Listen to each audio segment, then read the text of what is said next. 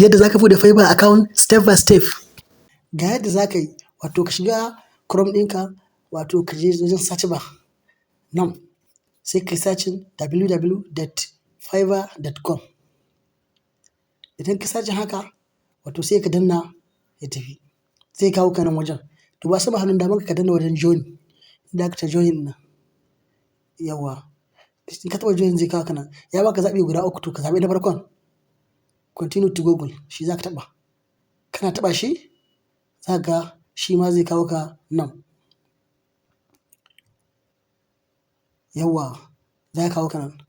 Idan ya kawo ka nan, wato ni ina da Google da yawa ne a wajen. Kai in Google ɗaya gare ka za ka gan shi Gmail account ɗinka, sai ka zaɓi Gmail ɗin da kake so, sai ka taɓa ɗaya.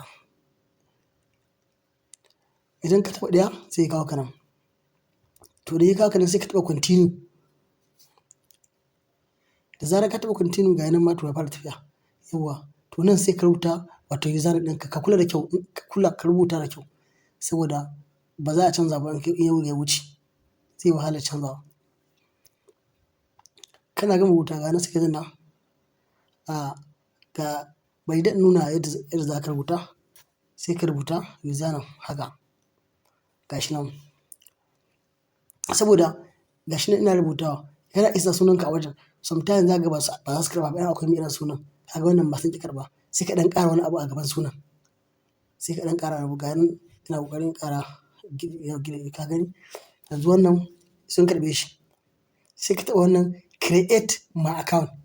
Kana taɓa shi haka, zai wuce. Ga shi nan ya tafi. Shi kenan account ɗinka ya buɗe. Za ka yi confirming email ɗinka. Nan kuma ya bamu zaɓi. Wato tun da kai freelancer ne, sai ka zo ka yi ticking ɗin na biyu. Hanya mafi sauƙi, account ɗin ya riga ya buɗe. Kawai ka fita browser ɗin gabaki ɗaya, wato sai ka sake ka dawo kamar za ka ƙara login. Yawwa, sai ka ƙara login. Wato sai ka taɓa yawwa sai ka taɓa, sai zai tambaye ka wannan Gmail ɗin, ka ƙara taɓa wannan Gmail ɗin da ka yi login, sai ka ɗan jira. Ga yana searching haka.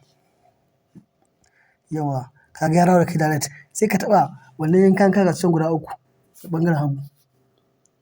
Saboda ni account na ta buɗe shi, kai naka zai zo ba suna. Kamar haka sai ka scrolling down wajen profile, sai ka zo ka taɓa wannan profile. To naka zai hito ba suna, don wannan kaga akwai suna, zai ka taɓa edit, wato ka yi cike sunanka, profile picture, yarenka da ƙwarewarka da level ɗinka duka cike komai dai a hankali. Da zarar ka gama cikewa, wato zai nuna maka ya tafi normal. Bari in nuna maka account ɗina, sai ya nuna maka kamar haka. Ka gan shi 100%.